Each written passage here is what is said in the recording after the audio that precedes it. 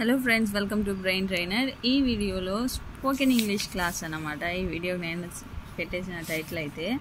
So ఈ వీడియోలో నేను కొన్ని సెంటెన్సెస్ ఇంగ్లీష్లో అవే సెంటెన్స్ని తెలుగులో ఏమంటారు అనేది చూద్దాం. సో ఫస్ట్, బిలీవ్ మీ అంటే తెలుగులో నన్ను నమ్ము. బిలీవ్ మీ, నన్ను నమ్ము.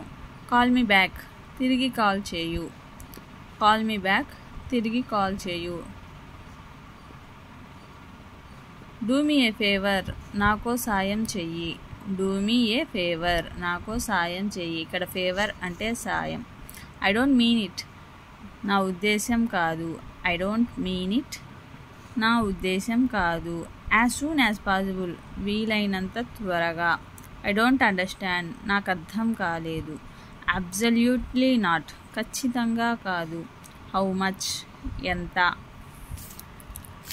డోంట్ లూజ్ హోప్, ఆశ వదులుకోవద్దు. వాట్ ఈస్ ద టైమ్, సమయం ఎంత.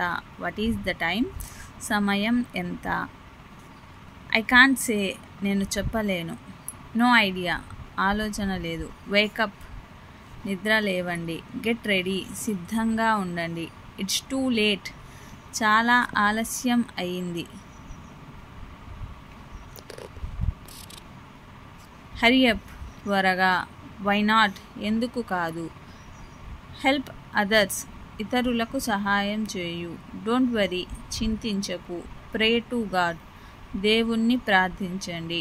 సో ఇవి ఇంగ్లీష్లో కొన్ని సెంటెన్సెస్, వాటికి తెలుగులో మీనింగ్ అన్నమాట. బిలీవ్ మీ, నన్ను నమ్ము. కాల్ మీ బ్యాక్, తిరిగి కాల్ చేయు. డూ మీ ఏ ఫేవర్, నాకు సాయం చెయ్యి. ఐ డోంట్ మీన్ ఇట్, నా ఉద్దేశం కాదు. యాజ్ సూన్ యాజ్ పాసిబుల్, వీలైనంత త్వరగా. ఐ డోంట్ అండర్స్టాండ్, నాకు అర్థం కాలేదు. అబ్సల్యూట్లీ నాట్, ఖచ్చితంగా కాదు. హౌ మచ్, ఎంత. డోంట్ లూజ్ హోప్, ఆశ వదులుకోవద్దు. వాట్ ఈస్ ద టైమ్, సమయం ఎంత. ఐ కాంట్ సే, నేను చెప్పలేను. నో ఐడియా, ఆలోచన లేదు. వేకప్, నిద్ర లేవండి. గెట్ రెడీ, సిద్ధంగా ఉండండి. ఇట్స్ టూ లేట్, చాలా ఆలస్యమైంది. హరీ అప్, త్వరగా. వై నాట్, ఎందుకు కాదు.